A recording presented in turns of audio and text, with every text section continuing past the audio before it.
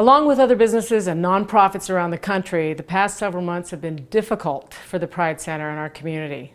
Coming into 2020, the center was on track to have another great year with expanded services and another successful Pride Festival, but we have experienced a scenario none of us could have imagined just a few months ago. The COVID-19 disruptions forced us to close our doors and reconsider our events, which had a devastating financial impact on the center. But we are fortunate to have an amazing community, hardworking, dedicated staff, supportive donors and sponsors, and we are confident we will weather this storm. We will come out of this stronger. Going into 2020, the center and its finances were in a great position. We were on track to increase our reserves from 3 months to 6 months of operating income, which is a big accomplishment for a nonprofit. The reserves were being set up in case of an emergency like a rainy Pride Festival, but we couldn't imagine an even bigger disaster. With the festival and other events being canceled, the financial impact was an immediate 70% cut in income. Drastic and quick decisions were needed with creative minds evaluating every expense. The most heartbreaking and painful decisions for everyone that had to be made was to reduce the size of our staff. These decisions were made to ensure the center could continue to support mission-critical jobs such as mental health services, suicide prevention, youth services, and elderly services.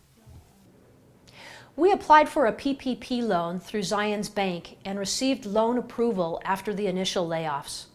After heavily analyzing our financial situation, along with the progression of the COVID-19 virus, we realized that not only would we not be able to have the festival this year, we would have to make additional cuts to programs and staff. Surprisingly, upon thoroughly examining the terms of the PPP program, we found that the loan would have put the center under undue fiscal strain with its requirements and payback schedule. The board and executive director worked diligently to find a pathway that would keep the center's doors open and keep viable our critical programs for youth, mental health, suicide prevention, and support for our elderly.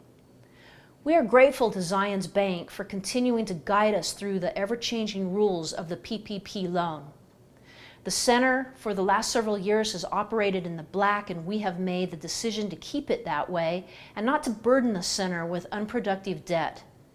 We want the center to be viable for future generations. We take our fiduciary responsibility seriously, and our accounts are reviewed and audited each year by third-party auditors.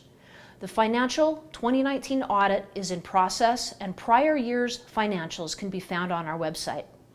I am so grateful to the center staff for their dedication, and I want to tell you how amazing it's been to watch them pull together and work through these kind of COVID times, right? Joshua Bravo in our mental health area, he and his staff are at full capacity, and I want you to know they're working hard for the community.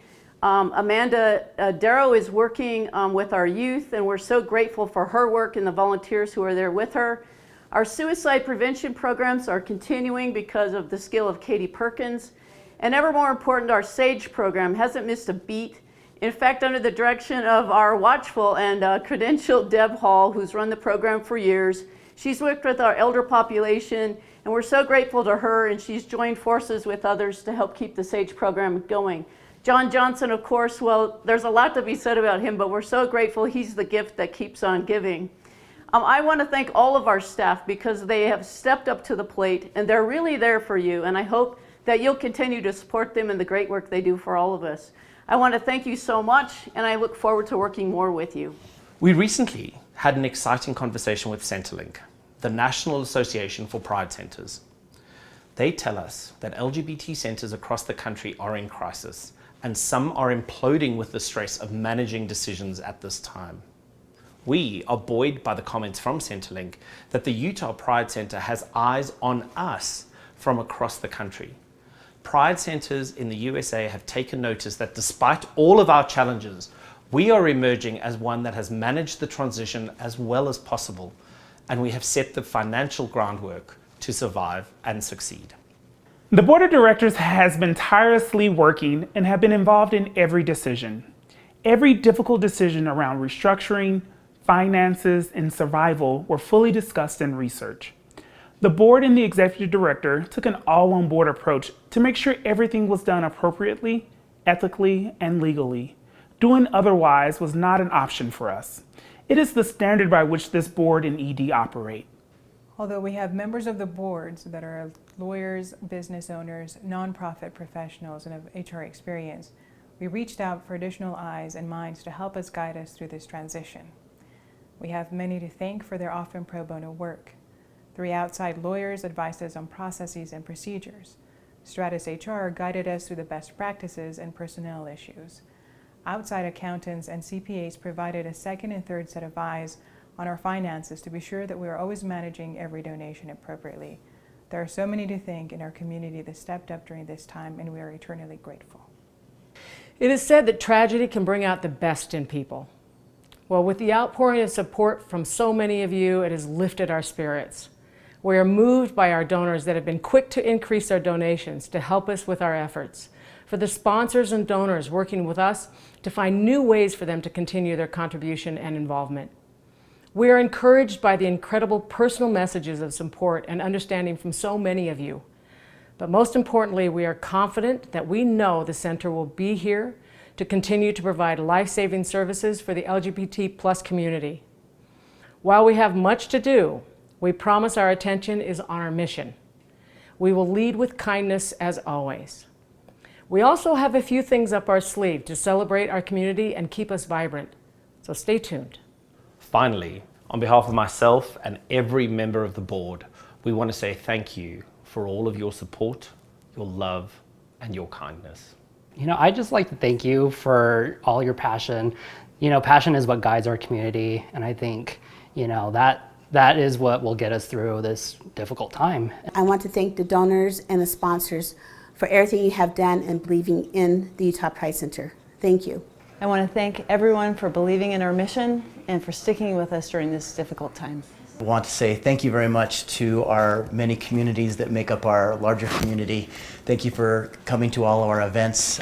All the money that we raise from those fantastic and fun, fabulous events goes to support our programs. And we hope to really support all of our communities and work so hard to do the best for our communities with all the money that we raise from our events. So thank you so much. And I just wanted to say thank you to our Utah transgender community for your courage, strength, and for your continued support. Thank you for being part of our family here at the Utah Pride Center. I just would like to thank the community members for supporting the center in uncharted territory. I would like to really thank sponsors, donors, and just remind everybody of the great work that the Pride Center does, and hang in there with us. We're getting through it. And I just want to say thank you to all of our supporters, our donors, our community members who are investing in the future of the Utah Pride Center. We appreciate you, we value you, and we look forward to working with you together through all of this.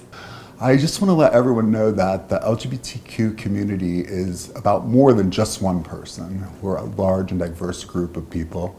The Utah Pride Center has helped so many people throughout the years, changed lives. For many, we're the only place that they can come to have a safe space.